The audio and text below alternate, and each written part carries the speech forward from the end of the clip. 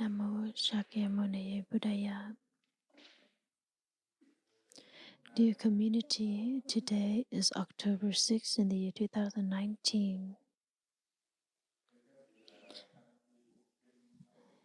The sutra, the first sutra, one of the sutra in the collection of sutras, that is very interesting, and it's a sutra that contains almost all sutras, and this is a way of practice that can envelop the four ways of the four establishments of mindfulness. And the title of this sutra is called, in the beginning, the Buddha has said, it's a meditation on concentration. But the whole sutra, the verses of concentration, but the whole sutra speaks of contemplating of the body. The contemplation of the body is a way that it sort of seems that within our practice center at Plum Village, at Deer Park, we all apply it. The monks and nuns apply it. For example, you are in touch with all the lay friends here, everyone in this room, and you can see them. All the young monks and nuns that you see, whether they just ordained or they have practiced for many years. The special thing that you see about them is that they have a way of walking and standing that is very free. And this shows us that it seems normal, but if you're not used to the practice, then you would know that you don't have a way of walking in that way. And those who wear the brown robe or the tipin, or walking at the monasteries or in France or the international monasteries in the US. But there are lay friends who have come to centers, practice centers of Thích, Plum Village, and they come and they bow and they are you Thai Thích student? And this happens naturally. There's nothing to be proud of, because as a monastic order that Thai has established, the walking meditation is very important. Taking each step, any practitioner, young practitioner, all the novices and the elder monks and nuns, well, you can look at the aspirants' footsteps, you can see that they are still in a rush. They are anxious and in a hurry. So the older monks and nuns have the responsibility to remind the lay friends and aspirants and novices to walk in freedom. And dear friends, you should look at Thai, the way he walked until he was almost ill when he was 90 years old. When the last year he came here, although his body was already ill, but I have never seen an old Zen master that has a very stable, a gentle, full of awareness footstep, just like our teacher. So meditative practice, the first of all, brings you steps that are very basic.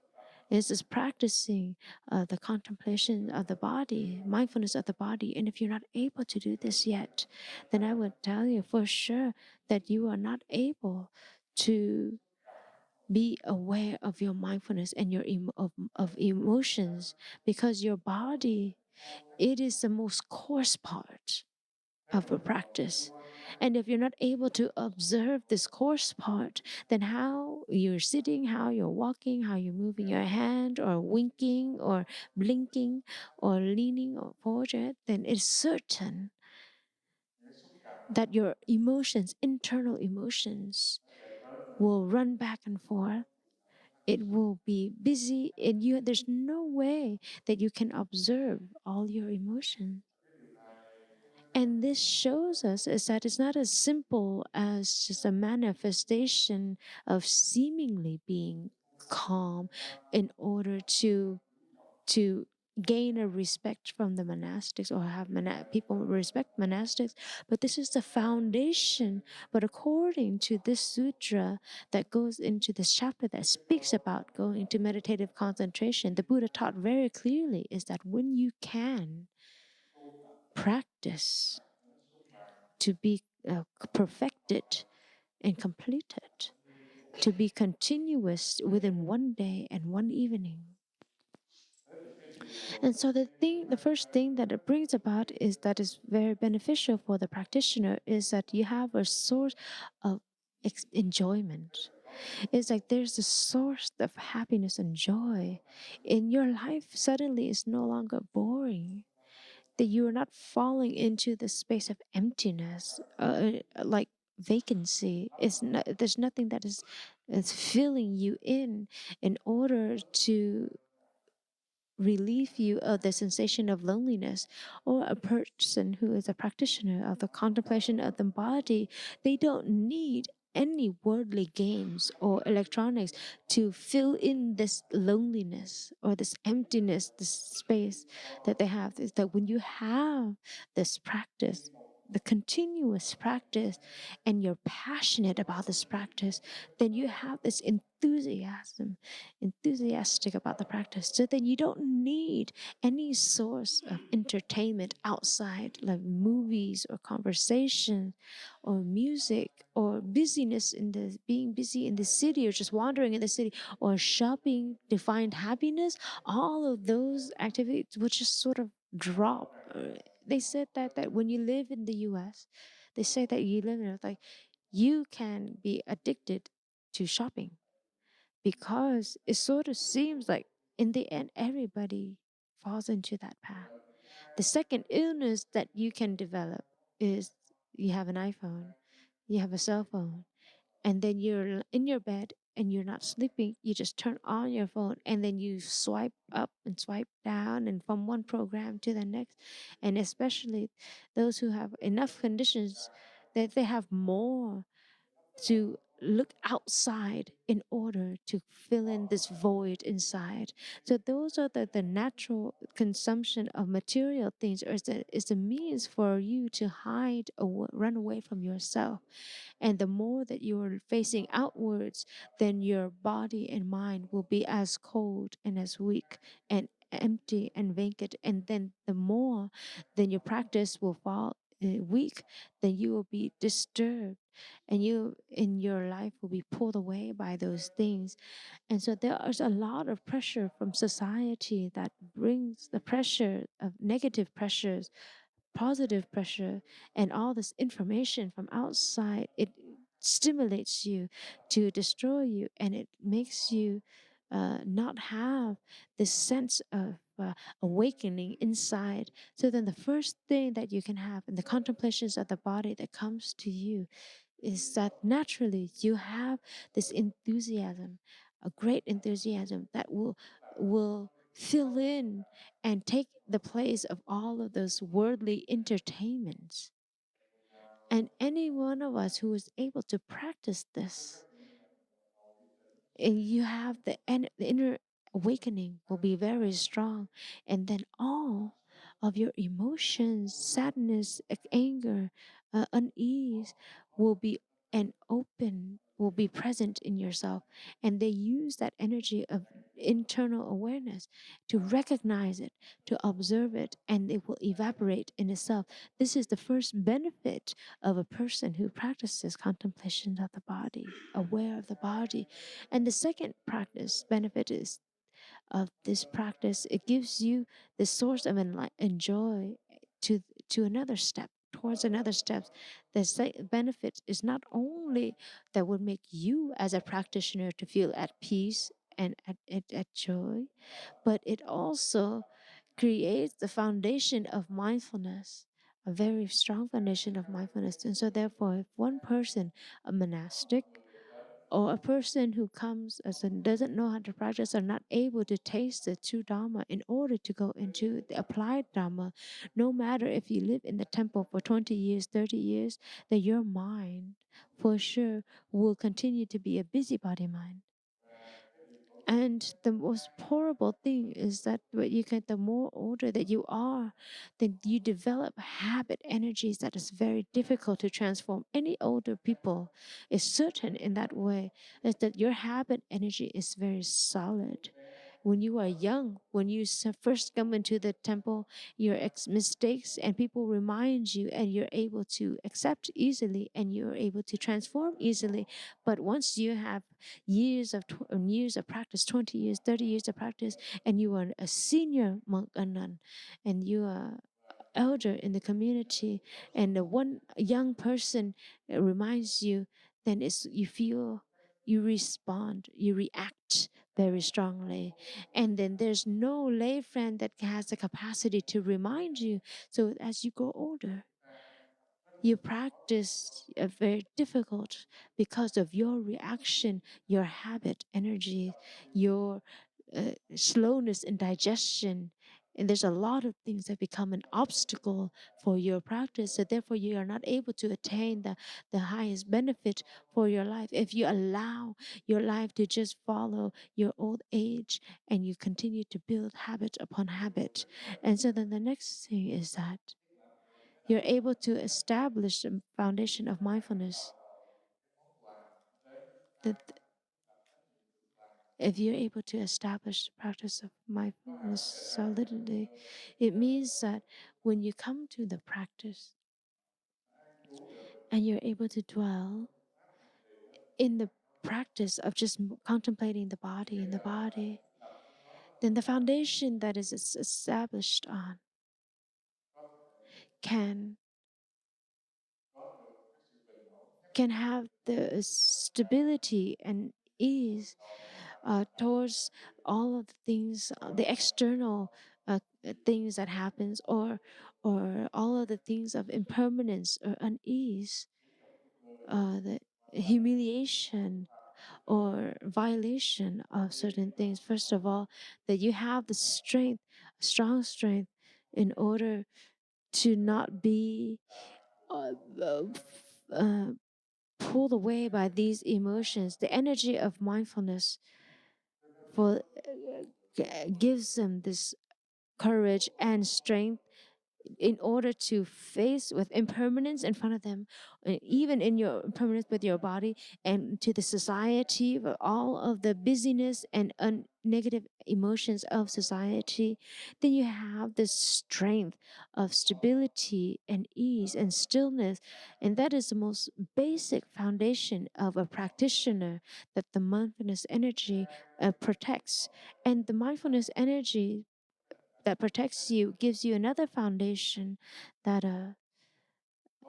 that you can have a source of insight that can destroy these habit energy, long-term habit energy that is in your person. And so that we are present on this world, our habit energies, it can probably sleep in the depths of your consciousness. And there's one time when somebody's poke at your suffering or violates you in any way, and it may be at that moment your habit starts to erupt. And if you do not have a practice, you don't have the riches of the mindfulness practice as a practitioner of contemplating the body. And at that time, your habit energy will be like a horse, a wild horse, just raging and running across the field. And it could be that people look at you on the outside, that you may be very beautiful, you may be kind, you may look kind, and seem like a person that is very a hardcore practitioner. But when your habit energy starts to come up, you don't have the capacity to recognize with the energy of mindfulness, stable mindfulness. And so therefore, that all of the emotions, the admiration, the people have towards the monastic or towards a lay friend, it destroyed. And you can lose 5 years to be close to a person and to win their heart. But it just needs a couple of moments in your anger, and you use very coarse language by one coarse act a coarse reaction, then those 5 years that you have invested in that relationship of winning one's heart, it flows like water.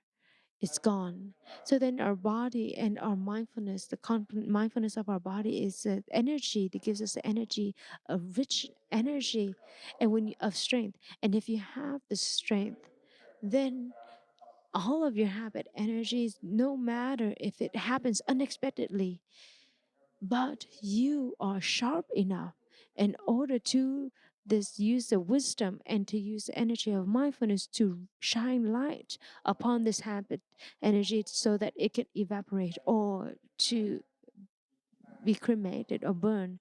And so this is when you have the foundation, strong foundation of the mindfulness of the body. So then you are able to reach a very rich level of mindfulness. The third element is that the capacity of practice of contemplating the body, being aware of the body, it gives a gift to you of peace of security and stability. This is the method of practice that is so easy for us to practice. As most basic is that when you do something, you are always observing yourself. When you're walking, standing, sitting, walking, smiling, lying down, you're leaning your head, you're folding your arms or your coffee, and you're working. At every moment, you will be the observer of every single action of your body. This shows this is a gift that gives is a gift to those who has a practice, that they have a gift of serenity, of security. This is nothing as unexpected, but do you know that the structure of a body, or your body, from every cell of your body, doesn't have that its life. It has its own life, and this life is not just receiving from above, but is nourished by our breath. It's from nourishment from our food, but it also receives to our nervous system that envelops the whole body. Or in another way, that each cell in your body has its life, whether it is born and it dies, or from its own lifespan in itself, and it can receive the energy of your practice also. So it has this development that is natural. Your lifespan, it is like this planet's lifespan. That every single cell, it is like the trees and plants on this earth. So there's not a plant or a tree that is big and small that is not in the earth, that the sun does not shine upon. And so from that example, they can look into your own body and every single cell that is shined and radiated by, lighted up by your state of mind. So if you contemplate the conscience of your mind and you use the energy of mindfulness to shine upon your whole body, or to say in more detail, to shine upon every single cell of your body, so then every single cell receives that nourishment. So with as a practitioner that has that kind of practice, that is normal to have. But the second thing is that you're able to be master of the whole life and the whole body. The third thing is that there is not one emotion, there's not one thought, and that doesn't happen from inside of your five skandhas. So when your mind is shining full mindfulness on your body, so all of all of the things that are your emotions, your thoughts that are manifested from this body, they are uh, being affected by your energy of mindfulness. And so then when you have the foundation of a complete practice like this and continuous practice like this day and night, then the thing that you're able to realize is this peace that happens inside of you, the security, because there's no unwholesome thing that can manifest, and you are present here. And that sense of security can be in this present moment and in the future. And so, dear friends, the thing that happens very naturally in your everyday life is no different than your state of mind that you manifest in front of your body, in your own body. So if your state of mind, it it manifests in your everyday life. If your mind, if you have a lot of complications, is so busy, and so then you know that your life, you sort of throw anything that you have around you will be very complex. Your house, your room, your body will be complex, and a lot of things. And then when you have your mind is in your relationship, it also have a lot of complexity in it. Your state of mind, it falls, whatever your mind falls into, the way that you speak, the way that you act, the way that you think will fall full of this complexity. So another example is that if your mind, if you still have a lot of afflictions, if you have a lot of darkness, and your mind is still very suffering and anger, the things that you look, you interact, or you say things, and to anybody, when you think about anything about one person, you will be able to recognize that negativity in that person, and the way that you speak, the way that you interact, it will go through however way your mind is, your life around you will reflect it. And this happens naturally. And so when you're able to dwell in the mindfulness of contemplating in harmony with it, your mind or your body, bring your mind to contemplate your body. The first thing is that every the one thing that happens, that all the unwholesome things doesn't have the opportunity to be present. So the unwholesome things are not present, then the wholesome things will be present. So then within this very life, but the benefits not only in this life but many lifetimes within life, one life there, you maybe you're not able to reach enlightenment, you're not able to reach the ultimate happiness and joy. But then if you contemplate your mind, concentrate your mind into this wholesomeness, and when you leave this life, you leave this body, you will be at ease, and you go in a state of mind full of wisdom. And so then with one life of happiness, then you have many life of happiness because you share that with everyone.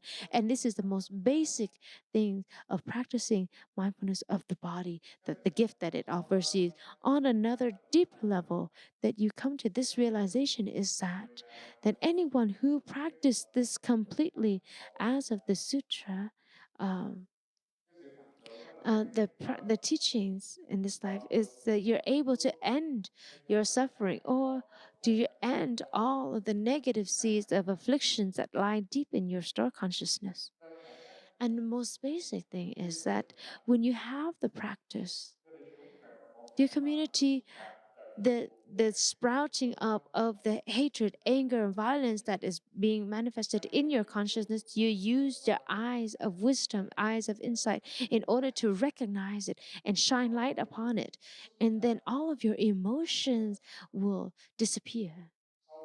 On a deeper level than subconsciousness, all of your thoughts, your emotions, your criticism, your blame, these conversations in your mind, and it's present. The moment it's manifested, all you need to do is to use your mind, the energy of mind, your mindfulness.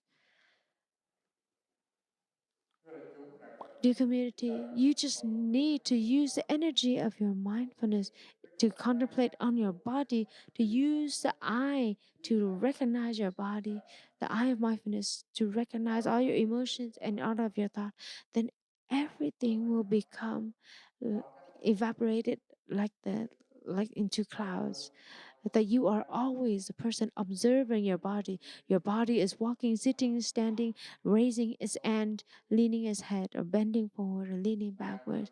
It is whatever work is function. But the only thing that you do as a practitioner is to observe it. And this is the contemplation of the body, mindfulness of the body. It is not you're gonna tell your body what to do.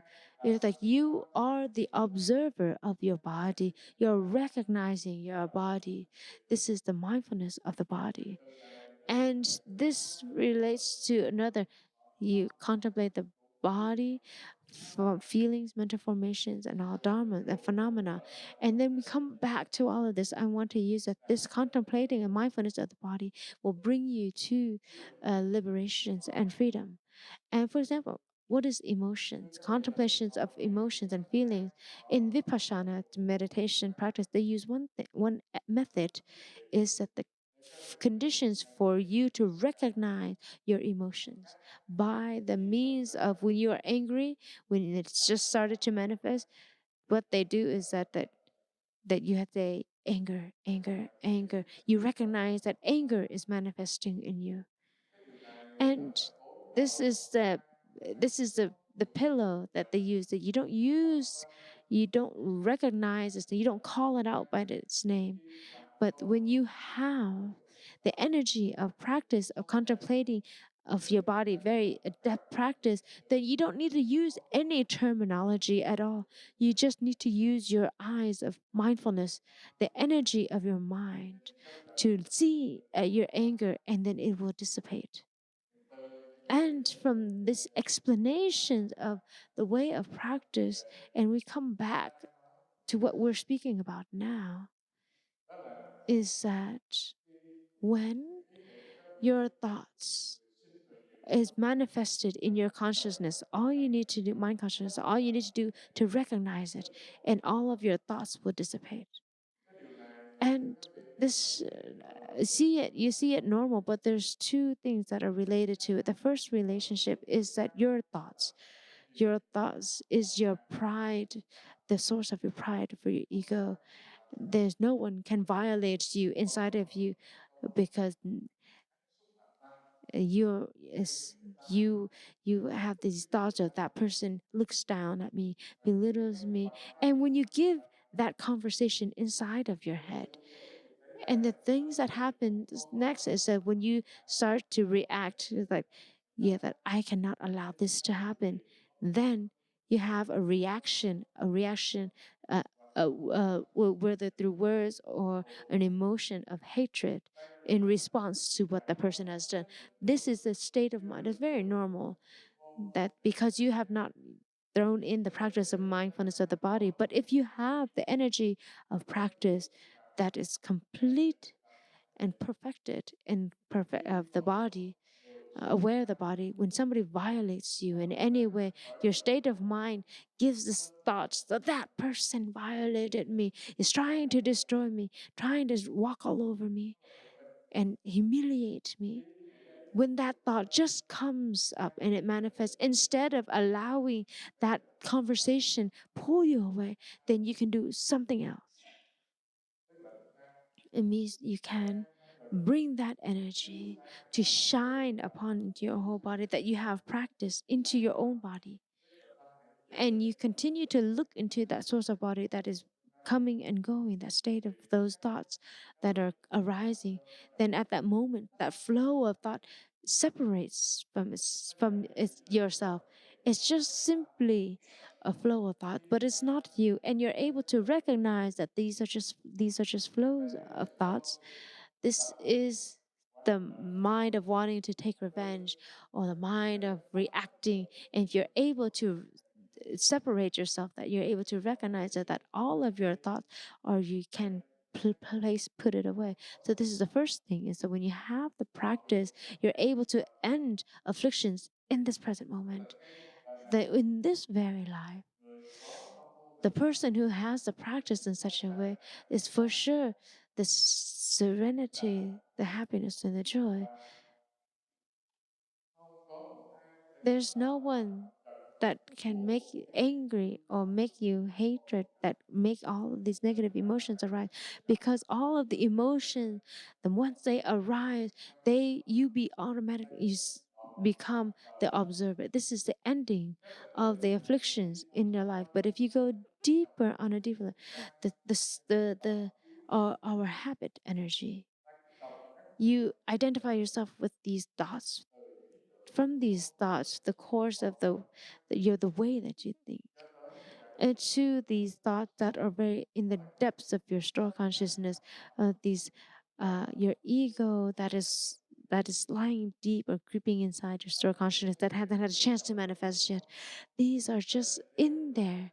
But if you use your energy of mindfulness, if you use this energy of mindfulness to shine upon your emotions, this awareness, or to shine upon your five skandhas, from your five skandhas, your body, form, feelings, mental formation, and then your wisdom, the and shine used to shine out that in this life you're able to endure affliction, and you're able to destroy the source of this suffering and problem, and you're able to end the cycle of birth and death through the practice of contemplating the body. And this is something very easy for you, so that you have a way to go into this practice, and you're able to recognize that the method, it sort of seems like very basic, but it comes to a deeper practice of perfect understanding.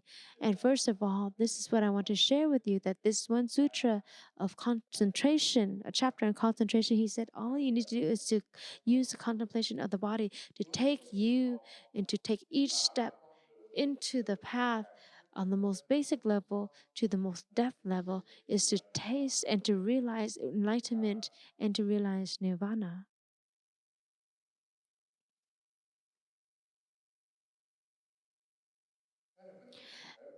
And so I would like to tell you a story to prove this. There's a professor, a university professor in India. He teaches philosophy, Vedan, the Brahmins philosophy, and he understands the Brahmins philosophy and theory. But he's very intelligent, and all the information in his head is like a library. But the one thing is that the the students tease him, and he feels very upset. Is every time he goes to school, the students and they just laugh at him, because he walks very much like a girl, instead of like a professor that walks with confidence like a man, no matter how good he is, but he walks very like a girl. And so the students tease him. And there's no suffering as big as this. A very prestigious university with a very popular teacher, very intelligent teacher, but every time he goes into school, the students stand on both sides, and then they invite him in, and he feels uncomfortable because they're just giggling behind him. And he, in the end, he didn't know what to do, so he tries to walk like a teacher, like a confidence, and to be more manly. But the more he tried, the more he failed. And so he stand next to another teacher, professor, and he said, "Can you help me?"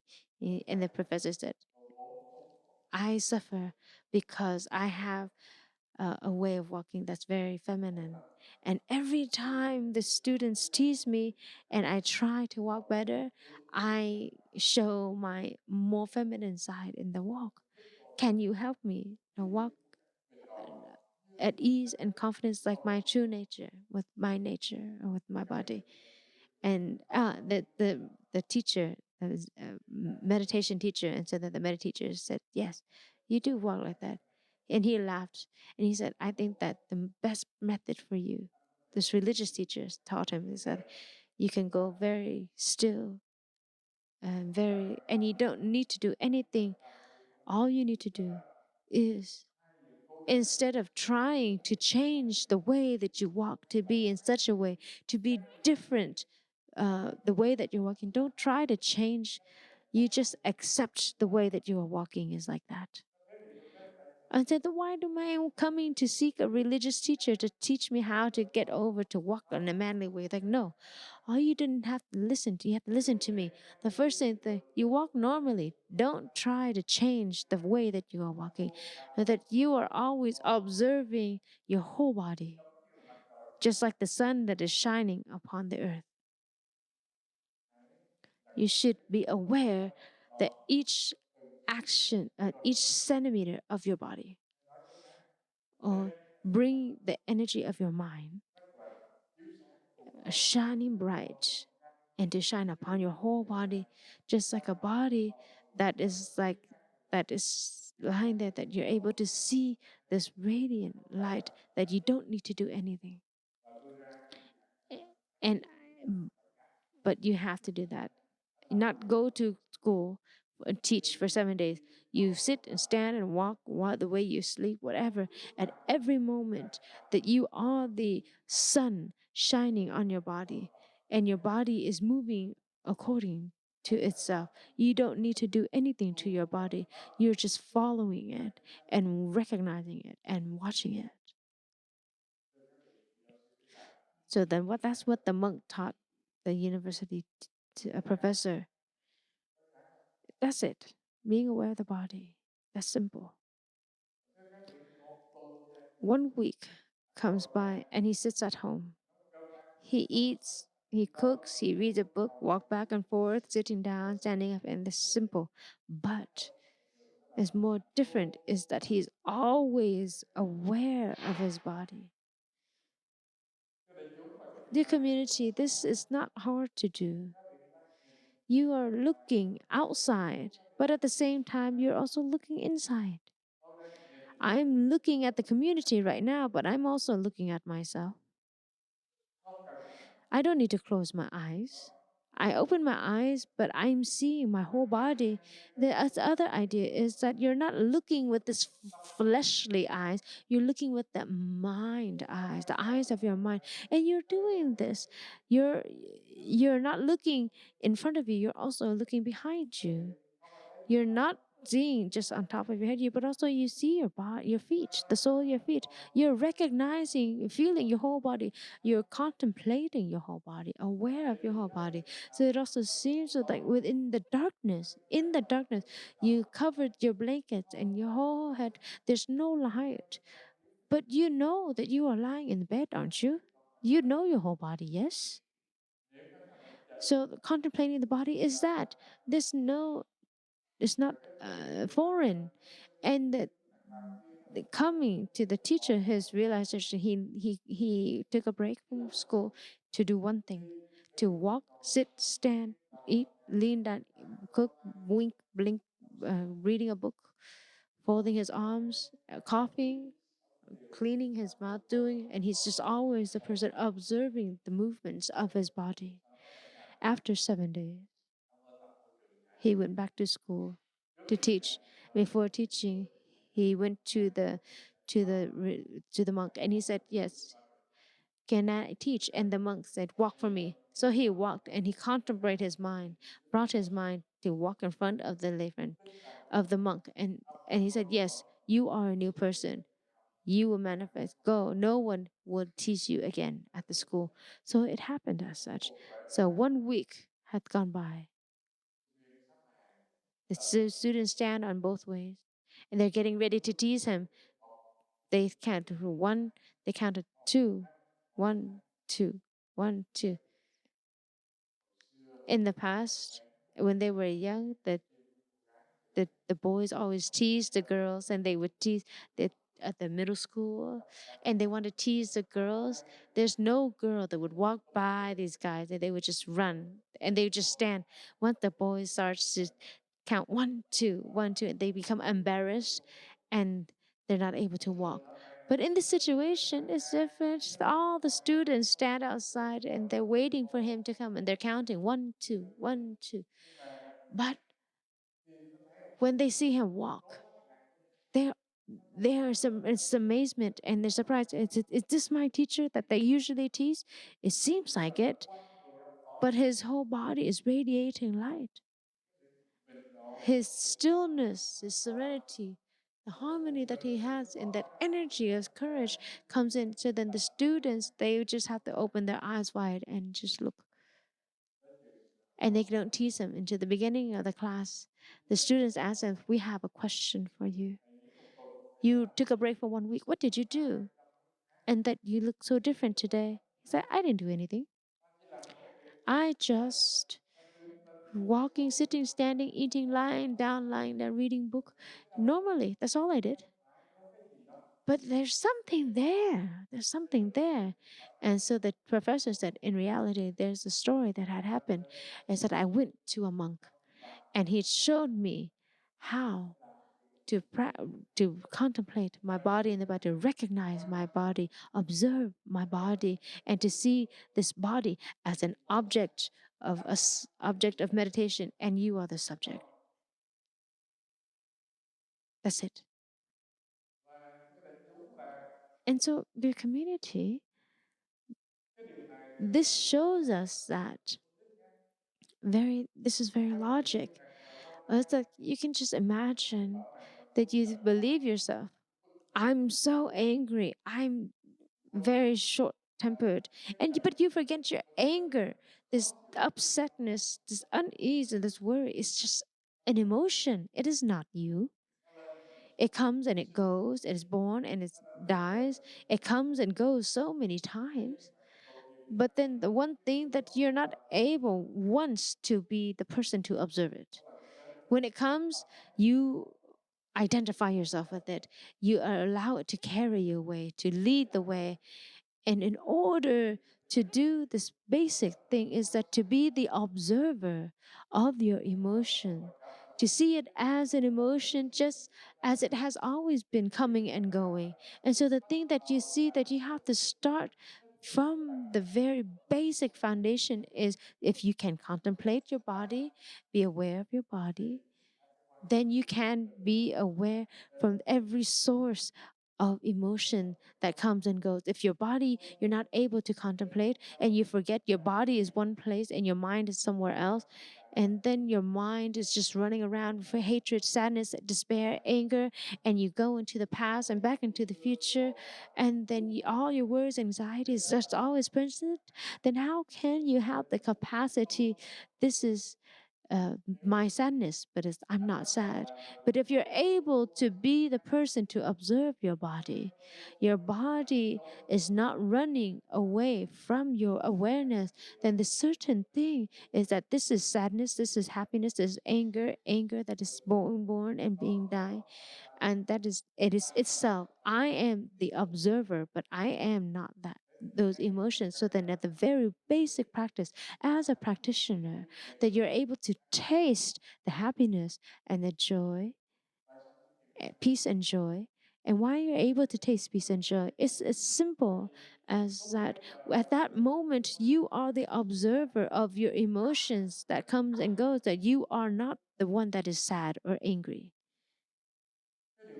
So this is very easy to understand. When you observe anything, then it's just always outside of you. So there's a distance between you. It is not you. So I am observing this flower. I'm observing this book. I'm observing this person. That person is outside of me. You look at your face in the mirror. Is that my face? My face has a scratch on it. You put on a band-aid on it or a foundation on it, and then you have to look at your face on the mirror in order to find that scratch. So it's the same thing. When you have the capacity to observe your body, then you can observe your whole emotion. Then as a practitioner, you're observing your body. The first energy that you're able to heal, to have this security, you are not being pulled away by your emotions of sadness and anger and despair. The second thing, your whole body, it is enveloped by this energy of recognition, your mindfulness. So this area, this suffering, this envelopment can be the ozone layer that protects you. This energy of mindfulness can be the ozone layer that protects your body, that from this negative energy that comes from the outside that destroys yourself. And then your daily practice, as such as this, brings you another source of peace and joy, is that you don't feel empty, you don't feel lonely, you don't feel a void, you don't feel that you need a moment to allow yourself to wander, to feel less lonely, because and you have fun and enjoy being with yourself. That source of happiness through practice, it brings about this perfection of your mind, the completion of your mind, the fulfillment of your mind, and it gives you the stability of a practitioner. And the third thing is that it protects your life from the accidents or the praise or slander or all the negative things on a more important level, your life as a practitioner, you're able to develop a lifestyle that is not too busy, that don't have any desires to have more of something. They have enough. They're satisfied with what they have at present. And when the energy of practice is as solid as that, then the energy of wisdom and insight will manifest. They can see a person and observe them around them. And the energy of awareness is very sharp. A person as such is very difficult for anyone to tease or to violate. And if your energy of practice, it is completed like this, perfected like this, that it is perfected in that way, that person, the way they sit, stand, walk, smile, laugh, and interact with other people, it comes from a source of enjoyment that for the person who interacts with them, because their person is an lightness. They don't have discrimination and criticism. But if you don't go into the practice and you practice in such a way, your mind is so full of affliction. And so, no, even if you say kind words, but in those kind words, there is an ulterior intention, a jealousy, criticism, blame, but the words are nice. But behind it, but if you're more sensitive and you listen deeply to what people say, you'll be able to recognize that maybe they can praise you, but they have ulterior motives. There's a lot of jealousy in their praise. It could be a joke, but in that joke, there's ill will, ill intent. And if you have a true practice, they will be quiet, or they as saint, or speak as a saint. The thing that they do, they bring more benefit for themselves and for others, or they don't do at all. But they don't do anything or act in any way that would bring about an unease for others or violate others. So in all, for one way of practice of contemplating the body, the door opens the door of concentration, and to realize perfect understanding, and that's it. And the basic level of mindfulness, and basically as a monastic, even though you have not realized concentration and insight and realized any fruit of practice, but a number of monks and nuns, when they have a practice, they have the sense of security by the way they sit, stand, walk, and work. And you look at your life, if you do not start from this point, and to go into it could be 5 years, 10 years in the monastery, it's a waste of time, of your age that goes by. At the end of your life, you're not able to realize anything, even though it's a basic practice. And so therefore, so the sutra that the Buddha has opened a chapter of mindfulness concentration, is contemplating the body to go into concentration. There's a lot of sutras in the compilation. There is one Dharma, one practice from this practice that will allow the monks to end suffering, to realize understanding and reach to nirvana. And the thing that is done is already done, and you won't return to the same cycle again. And the monk said, what is that practice that has so wonderful? The practice is contemplating of the body, mindfulness of the body. So in the sutra Tangchi Bo, Tương Ưng Bộ, the middle length, short length, connected sutras, like it could be the ancestors, they explain it very long, but they conclude that the most basic practice is you have to go to the practice from your body in order to realize concentration and wisdom, and all the illness or all of the negativity will go into mindfulness concentration that is developed based on your mindfulness.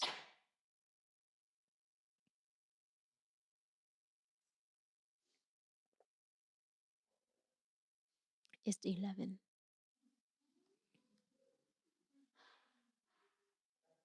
I think we'll stop here. If I speak anymore, you'll be disappointed with me. It's enough to hear, right? It's just enough, Dharma. You can tell him no. Dear community, that I've heard this from Brother Phap Dang.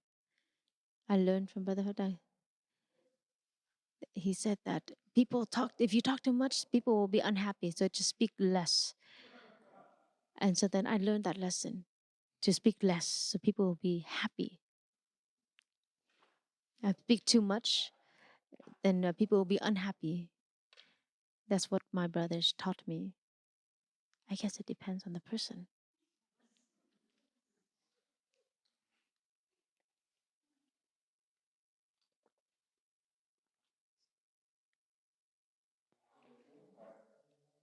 New community, the retreats that I've taught in the East, I'm going to tell you a story. He's going to continue talking. 15 days retreat. Morning, I would teach them, afternoon and evening. So one day that I would teach 3 Dharma talks. And I only say 3 things about the contemplations of the body. That's it. For 15 days, then every day, 3 times a day. Just the one thing that I teach. Mindfulness of the body, nothing else. Excuse me. In fact, I teach a lot of retreats, but now in Australia, I was in 15 days in Australia. That's the only thing that I taught. Mindfulness of the body. But I went into an hour and a half. One day that maybe I had to give 5 Dharma talks. Morning, after breakfast, fifth noon.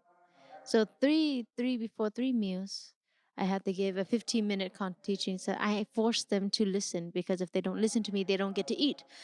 And the 2 main talks is in the morning, evening, afternoon, and evening. And the only thing that I did is just about God, mindfulness of the body. And I discovered that it sort of seems to teaching of the Buddha to explain it, to commentary on it. But there's so much to go into. You just need to take one method and to go in. You can learn so much, but the one thing that you need to do is to apply it in your life. Ajahn Chah, Venerable Ajahn Chah, he speaks. There's the Ajahn Chah and Jumido. They're English and British and American, and they're monks. There was one time he called the monks to teach in Thai and Ajahn Chah. He prepared a lecture and he gave a Dharma talk that is very complete with words, wonderful words. And we thought at the end of the whole the teacher would praise, but the teacher didn't praise him. So 3 days later, the teacher called him. That I hope that next time, do not give a Dharma talk like that again. You should say something that you have practiced, not sorted out from a book. And second of all, that is very funny is that one time he called all the Western monks. This is Ajahn Chah, not me. You have read too much. All sutras and books, everything. So I want you to read your mind. Don't read the books. Read your own mind. Go into your practice, your daily practice. Observe your mind. Recognize your whole body. Do not read any more books. It's tiring. You full head full of it. So that is a teaching that sometimes when you're older, that you feel that is treasure, that you need something like that. It's that we go into the market to walk in the flowers market, but you don't buy anything. And they go all day to buy something just for fun. And you do that. Sometimes you read one book after the next, and you learn this from this teacher, you learn from this nun, and you learn so much and so much. And then your practice is so simple, but you can't do it. You can't go into the practice, apply it. You have more than enough conditions. You don't have, you're not like it, because if you have a body, you have the conditions to practice. All you need to do is to train your mind to shine it, instead wandering mind to come back to stay at home in your body. That's all you need to do. So when you have sadness and anger, that all you need to recognize that this is anger, this is sadness, and do not identify and make that you, and dwell in your practice. There's nothing scary about that, but you don't do it. And then you're just drown in your sadness and despair. And when you suffer so much, and then you ask for private consultations with the monks, that's when you have no more money. You're broke. You go into psychotherapy. You come to the monks. It's less expensive. So happens naturally. It's because you have more than enough capacity to do the most wonderful thing, to recognize your own sadness and anger. And then when you see it, it's not you.